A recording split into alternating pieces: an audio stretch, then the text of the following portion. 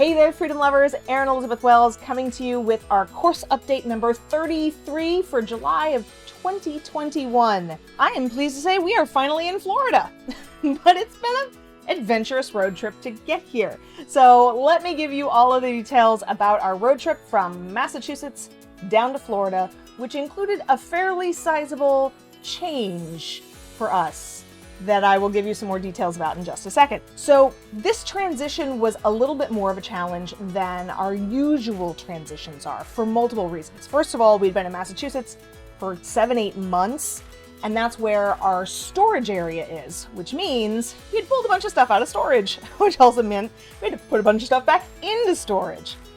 And because of our brand new baby who's expected in the next couple of months, there was also a bunch of stuff in storage that I needed to unearth related to baby things that needed to come with us on our next hop so that we would be able to actually use those things.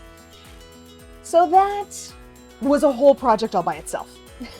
Then suddenly we had all these baby related things that needed to somehow be able to come with us to Florida in what had already been a fairly packed car, which meant that we chose to install a rooftop carrier on our Mazda 6. And get a big rooftop bag. Now, this was after a lot of decisions and a lot of considerations about whether we wanted to just upgrade the car, blah, blah, blah. On a day-to-day basis, the car is great. It's only on these trips that we really just needed a little bit more space. So we decided to keep our little Mazda 6 car and just add a little extra storage. But that was a bit of a project all by itself.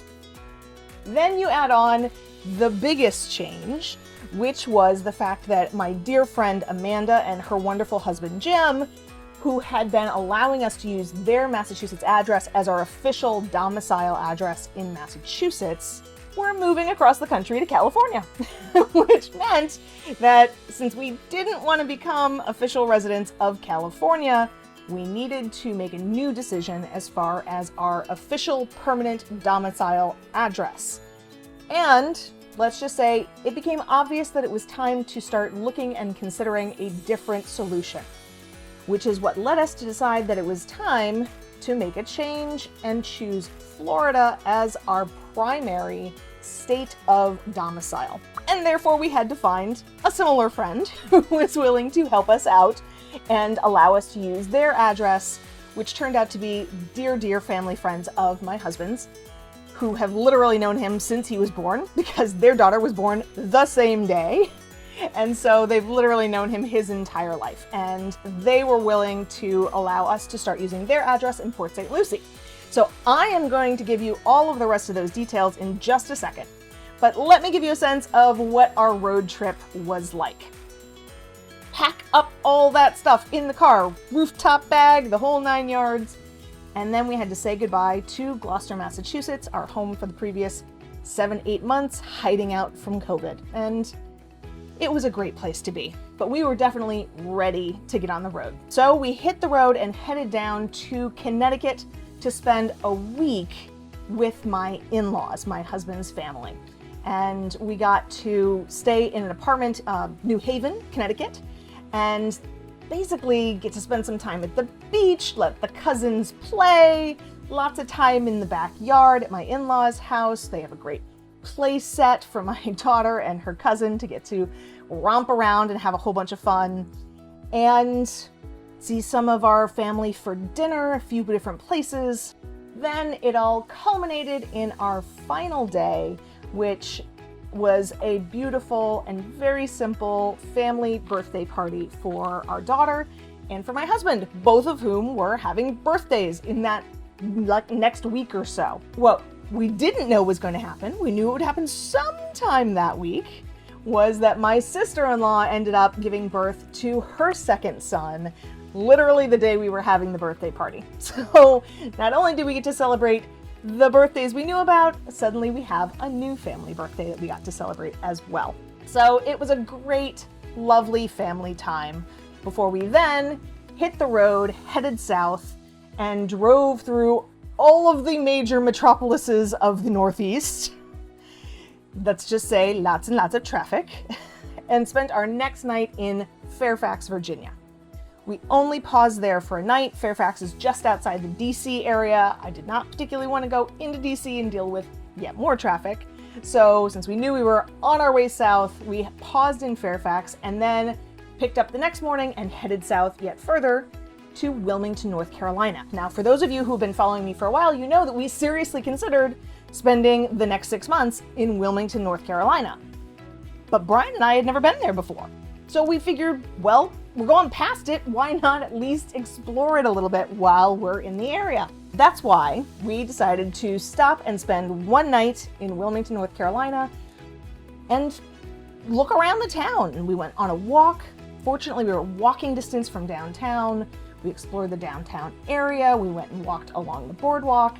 And we chose to have dinner at what I'm sure is a classic tourist choice, the Anne Bonny, which is a great little on-the-river restaurant right there in the heart of Wilmington, North Carolina. It was lots of fun, warm, let me just say, still adjusting to the warm and humid adventures of the Southeast in the middle of summer, also while third trimester pregnant. But it really was a great little town to walk around, and we are pretty darn sure that we will be coming back to Wilmington, North Carolina at some point in time in the future. The next morning, it was actually my husband's birthday, and we decided to take the scenic route south. So we went from Wilmington, North Carolina down along the coast of South Carolina. So we got a chance to see Myrtle Beach and drive through Myrtle Beach's kind of classic touristy areas. And we did take a little drive around Charleston, South Carolina, which is a town I've heard about for years as being really stunningly beautiful and historic, great architecture, and I have to say it lived up to all of that and probably deserves its spot on our list for the future as well. Then we continued south and headed to our one-night stay in Port Wentworth, Georgia, just outside of Savannah. Yet again, we chose not to go all the way into downtown to avoid some traffic. And we stayed just for an evening in a little condo in Port Wentworth. And look, here's one of my little friends. We've been having a lot of fun playing with the lovely little lizards here in Florida. So here we go, cameo appearance. Which is the perfect time to say the next day we arrived in Florida. But we couldn't yet come to our permanent home here in Ormond Beach, or permanent for the next 6 months, because it wasn't yet ready for us. So we went further south because we actually had a very important stop to make in Port St. Lucie. Now, you remember what I was talking about before about changing our domicile address? Bingo! Our dear friends Jeannie and Kevin, who, as I said, have known my husband since he was baby, were offering to allow us to use their address as our permanent domicile.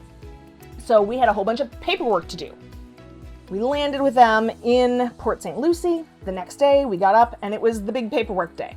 Got to get new driver's license, got to get new license plate for the car, got to register to vote, all of that kind of stuff, because officially we are now Florida residents. So I had done tons of research in the past in order to make sure that I had everything prepped and ready to go. And let me just say, I did a good job. I don't mean to pat myself on the back, but I was so anxious that this was going to be a whole bunch of confusion and a whole bunch of chaos that I did everything I could to make sure that I had every possible document they could want or need. And long story short, we got the whole thing done in less than 2 hours.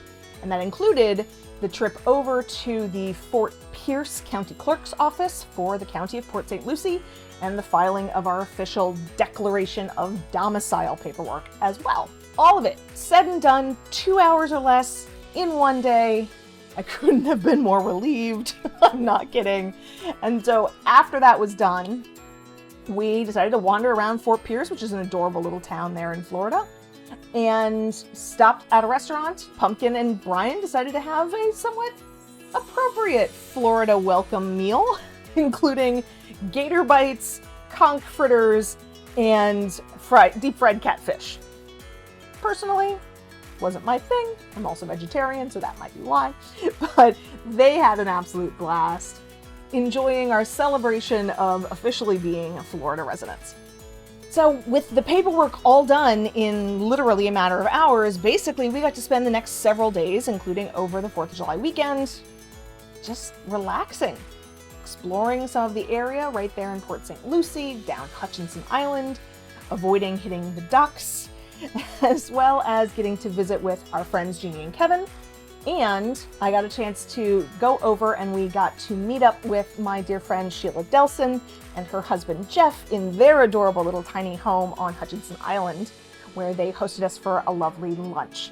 And it was such a treat. It was both a lovely restful period and a lot of fun to get to see friends and spend time with people we know and love.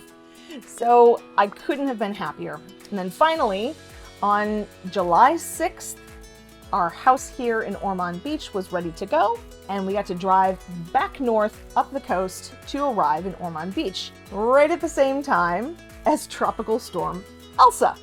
Now, we had been tracking the progress of that storm for the previous several days, trying to gauge what we were getting ourselves into. Obviously, moving to Florida, we knew hurricanes, tropical storms were likely to happen. I just wasn't gaming for one the day we arrived. Thank you, universe, it went up the other coast, which meant we actually made it all the way to Ormond Beach, fully unpacked the car before the rain started. So we truly did rather luck out. And then it did rain for the next day or two, but we were unpacking, so it didn't really matter that much. A few random little trips out to grocery stores and that kind of stuff in the rain. But other than that, it was really just fine. And then the sun came out, and now we're getting a chance to explore our new home right here by the beach in Ormond Beach, Florida. So that's the whole story. Next time, I'm going to share with you some more of our adventures about settling in here in Florida, what we are discovering all around this area, as well as some of our preparations for the baby, who will be joining us in just a few weeks after you see this. So we are down to the last couple of months before her arrival, and yeah, got a few things yet to collect. You know, bassinets, that kind of stuff. So we will see you next month for our course update and giving you all of those details about life here in Ormond Beach, Florida. See you later.